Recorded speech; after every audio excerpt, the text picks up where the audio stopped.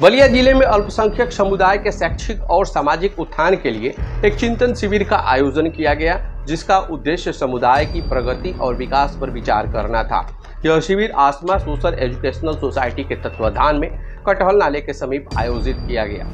समाज सेवी करीमुल्लाह खान ने इस अवसर पर अल्पसंख्यक समुदाय के उत्थान के लिए एकजुटता का आह्वान किया और कहा कि जब तक हम एकजुट होकर अपने समाज के उत्थान का संकल्प नहीं लेंगे, तब तक समाज का उत्थान संभव नहीं। पैदा कर एक दीनी तालीमी स्कूल का निर्माण किया जाए, जिसमें हम सब जिले के जो भी पूंजीपति व्यक्ति हैं या आवाम में जो भी गरीब अमीर है, सब लोग मिलकर आपस में इखलाक पैदा करके मीटिंग करके इस इलाके में महिला मुस्लिम इंटर कॉलेज का आगाज हो। हमारे हर बस्तियों में हमारी कोई सोसाइटी नहीं है, जिसके कारण जो गवर्नमेंट की कोई सुविधा मिलती है उस सुविधा को हम ले नहीं पाते हैं। उसके लिए कमेटी द्वारा गठन करके सरकार को जो शिविर का आयोजन में मेराज असलम का सराहनीय योगदान रहा, जिनकी मेहनत और समर्पण से यह आयोजन सफल हुआ। चिंतन शिविर में उपस्थित लोगों ने करीमुल्लाह खान के आह्वान का स्वागत किया और हर संभव सहयोग का आश्वासन भी दिया। कार्यक्रम मुसलमानों की मुस्तकबिल के लिए यह कार्यक्रम था। जो बेबस मुसलमान हैं, जो हाशिए पर आज इस समय मुसलमान जो चल रहा है, उसकी उन्नति के लिए ये आसमा एजुकेशन सोसाइटी का आज इजाद हुआ है। उसी कार्यक्रम में हम लोग उपस्थित हुए। आसमा एजुकेशन सोसाइटी किस तरह से गरीब मजलूमों की सेवा करेगी? देखिए, बलिया छोड़ करके तमाम जनपदों में इस तरह की संस्थाएं चलाई जा रही हैं और यह बलिया में पहला सोसाइटी होगा जो कि दिल से हम लोग भी इस सोसाइटी के साथ हैं।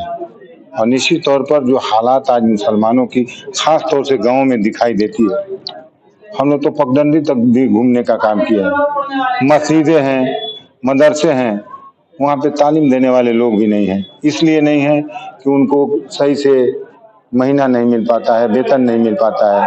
इसलिए गांव और देहात के मुसलमानों की स्थिति बहुत ही दयनीय है।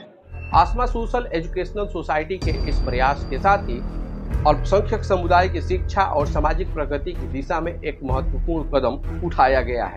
मेरा नाम करीमुल्लाह खान, लखनऊ रोड बहरी का निवासी हूँ। आज कैसा यहाँ पे आज हमारे कटहल नाला पुल पर हमारी जो सिटी कार्ड बिल्डिंग है, उसी के अंडरग्राउंड में आसमा एजुकेशन सोसाइटी का एक आवामी मीटिंग रखा गया था, जिसमें हमारे उलमा एकराम भी शामिल थे।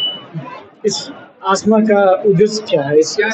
आसमा एजुकेशन सोसाइटी का मेन उद्देश्य है कि जो हम मुसलमान इस जनपद में या प्रदेश में या देश स्तर पे जो हम शिक्षा और सियासत से जो पीछे चले गए हैं, उसको आगाज करने के लिए मीटिंग रखा गया था, ताकि हमारा जो कौम है, खास करके मुस्लिम कौम, शिक्षा से हमारी बेटी बहनें या हमारे पास पड़ोस करीबी होने के कारण इल्म अच्छा नहीं हो पा रहा, जिससे ये मीटिंग के द्वारा, ये आसमा एजुकेशन सोसाइटी के द्वारा ये प्रस्ताव रखा गया है कि जो इस मुल्क के जो वज़ीर आला के माध्यम से जो सरकार द्वारा हर धर्म के लोगों को जो मुनाफा पहुंचता है, वो हम इल्म न होने के कारण हमको वो चीज़ मिल नहीं पा रही है। हमको आगाज करना है कि हमारे कौम जो पीछे जा रही है, एक समय था कि हमारा कौम शिक्षा सियासत से आगे थी, धीरे धीरे ये हमारी कौम पीछे जा रही है। इसका क्या कारण है? इसी कारण को ढूंढने के लिए आसमा एजुकेशन सोसाइटी का ये व्यवस्था रखा गया। रूपरेखा है कि सबसे पहले हम अपने हर गांव में चल फिर के अपने कमजोर तबके के लोगों को इकट्ठा करना, उसको आसमा एजुकेशन सोसाइटी से जोड़ना, इल्म के माध्यम से हर मदरसे पे आलिम उलमा को रखना, उनका तनख्वाह की व्यवस्था करना, उससे होकर स्कूल कॉलेज खोलना, ताकि हम मुसलमानों का शिक्षा जगत में आगाज हो। जब हम शिक्षा जगत में आगाज करेंगे तो हम सियासत में भी आगे जाएंगे, क्योंकि जिस कौम के पास शिक्षा और सियासत दोनों खत्म हो जाती है, वो कौम हलाक हो जाती है। हम मुसलमान इस हिंदुस्तान के अंदर हलाक होने के कगार पे आ गए हैं। नौकरी में 1%, राजनीति में 3-4%, कोई अच्छा बिजनेस में 1-2%। हम लोगों का ये आगाज करने के लिए कमेटी बनाई गई है ताकि हम अपना असमा एजुकेशन सोसाइटी के माध्यम से अपने कौम को हम आगाज करे चल सके। और जिस तरह देखा जाए मुस्लिम कम्युनिटी में लड़कियों की शिक्षा पर काम होता है जी, इसके मेन उद्देश्य आसमा एजुकेशन सोसाइटी के है कि मुस्लिम लड़कियों का शिक्षा में बढ़ावा देना। अगर कोई लड़की जिले के एतबार से, गांव के एतबार से, शहर के एतबार से वो पढ़ना चाहती है तो उसको आसमा एजुकेशन सोसाइटी उसको पढ़ाने का मदद करने का काम करती है। आपका ये संस्था रजिस्ट्रेशन है? जी, हमारी संस्था 5 साल से रजिस्टर्ड। अच्छा, जब आपने इसकी शुरुआत की जी, क्या आपके लोगों का सहयोग मिल रहा है इसमें? जी, भरपूर सहयोग मिल रहा है। अभी तो हम 8-10 दिन से इसका आगाज किए हैं।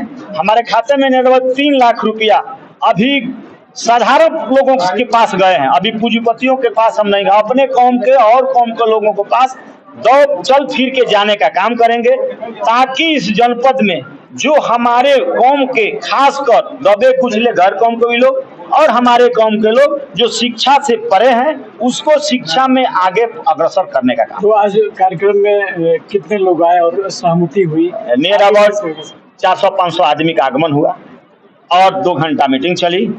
और इस मीटिंग में ये मेन उद्देश्य है एजुकेशन को बढ़ावा देना और सियासत में आगे बढ़ना। जैसे कि आप कह रहे हैं कि अल्पसंख्यक समुदाय के लोगों को जी, बच्चों को, असहाय को इस सोसाइटी के माध्यम से जोड़ेंगे जी, आगे करेंगे शिक्षा में जी, लेकिन दूसरी तरफ सरकार मदरसों को बैन कर रही है।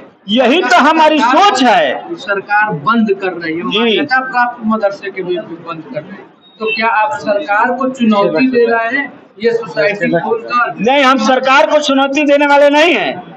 हम भी मुसलमान ये सोच पैदा कर रहे हैं कि सरकार अगर हमारे मदरसा की तरफ बंद करने के आगाज पर चल रही है तो हम भी मुसलमान स्कूल कॉलेज की तरफ मुतवज्जो होंगे और अपनी कौम का भी हम लोग शिक्षा उसी में देंगे। ऑप्शन रहेगा कि अगर मदरसे बंद भी हो जाते हैं तो हमारा धर्म भी चलेगा, हमारी दुनिया का भी काम होगा।